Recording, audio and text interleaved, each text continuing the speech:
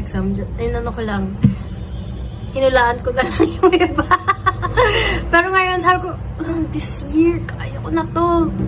Ang galing. Nasagot ko yung mga mahihirap na tanong and ang galing ko na sa math. Kasi yun yung, parang na-realize ko na ang galing ko na talaga sa math. Char! Pero, yun na nga yung nangyari. Hindi pa pala enough yun. Why am I telling you this? I just want you to know na someday I'm gonna pass UP Live. Someday I will get into UP. Someday I will get into law school. Even it's not UP, but I know God has a plan for me. Maybe this is not the time yet. Nire-ready niya pa talaga ako. Meron pa siyang gusto niyang gawin para sa akin. I'm here in a place where God is teaching me to wait. God is teaching me na bago ka pumasok doon, hindi biro yun. I-ready mo muna yung sarili mo, spiritually, mentally, physically, lahat.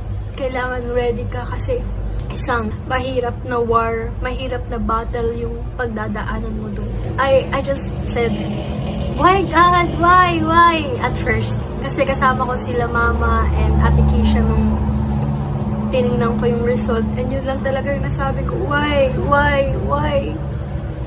Okay, someday, I will know why. Maybe hindi ngayon. Maybe someday, I will know why. And I'll just trust in the Lord.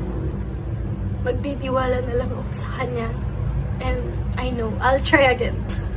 Last one na lang, yung chance ko sa UP. I'll just do whatever He wants me to do. Let your will be done, God. Thank you sa opportunity na nakapag-take ako ng UP Lae second time.